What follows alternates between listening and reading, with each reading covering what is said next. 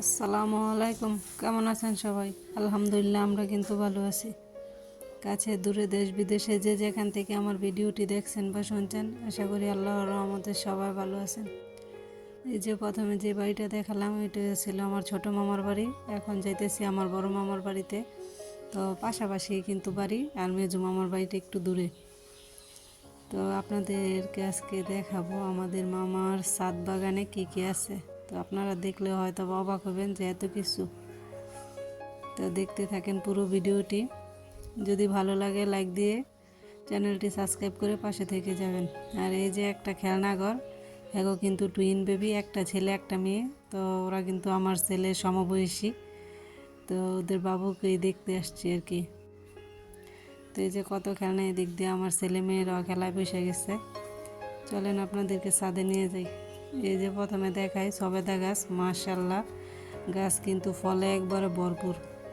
দেখে কিন্তু খুবই ভালো লাগতেছিল, এত পরিমাণ আর কি ফল ধরছে। এই যে দেখেন, দেখলেই বুঝতে পারবেন। আর ছাদে যে কত রকম সবজি গাছ লাগাইছে আপনাদেরকে দেখাই। এই যে আদা, আদা কিন্তু প্রচুর আদা হয়।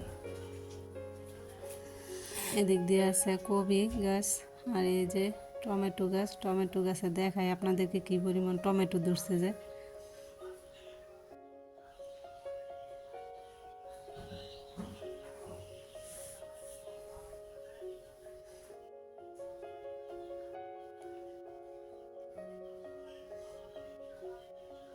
আদা, পেঁয়াজ, রসুন সব কিছু ছাদে লাগাই রাখছে। ধনিয়া পাতা, পুদিনা পাতা, ফুলকপি, কোনো কিছুর আর কমতি নাই। আর এই যে পেঁয়াজের এগুলো এনে রাখছে, এগুলো কিন্তু লাগাইব। আর এই যে কামরাঙ্গা মরিচ গাছে পাইকা রয়েছে একবারে। এই যে দেখেন টমেটো একবারে জোফা জোফা হয়ে রয়েছে, মাশাআল্লাহ অনেক সুন্দর ছিল। তো যারা আমার চ্যানেলে নতুন, চাইলে কিন্তু চ্যানেলটি ভিজিট করে দেখতে পারেন। যদি আপনাদের কাছে এরকম লাইফস্টাইল ব্লগ ভালো লাগে, চ্যানেলটা সাবস্ক্রাইব করে আমার পাশে থেকে যেতে পারেন। নোটিফিকেশান অন করে রাখবেন, যাতে ভিডিও ছাড়ার সাথে সাথে আপনাদের কাছে পৌঁছে যায়। মূল্যবান সময় বের করে দেখে নিতে পারেন। আর এই যে আদাগুলো দেখতেছেন, এগুলো কিন্তু ওদের ছাদেই হয়েছিল। তো এগুলো তোলা হয়েছে।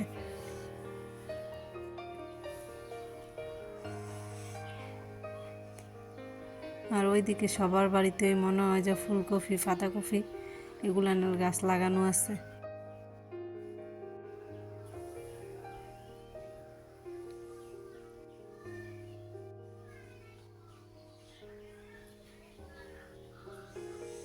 তো আমি কিন্তু বারবার ঘুরে ঘুরে ছাদটা দেখতেছিলাম, খুব ভালো লাগতেছিল এগুলো দেখে।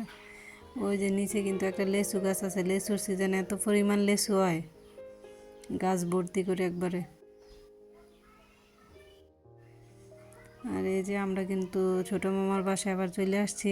তো আমার মামি কিন্তু এদিক দিয়ে যে তেলের পিঠা বানাইতেছে, আবার চিকেন ফ্রাই করতেছে, সাথে কিন্তু বারোটাও বাজছিল। তো সেটা আর ভিডিও করা হয় নাই।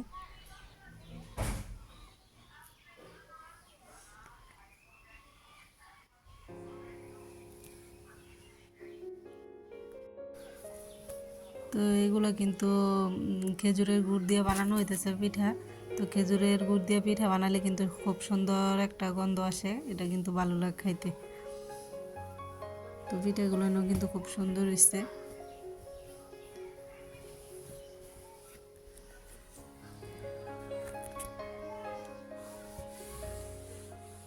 তো বোনের বাড়ি, মামার বাড়ি বেড়ান, খাওয়া দাওয়া সব হয়েছে। এখন আর কি পরে যামগা আমার বাপের বাড়ি, সেই ভিডিও আপনাদের সাথে শেয়ার করব।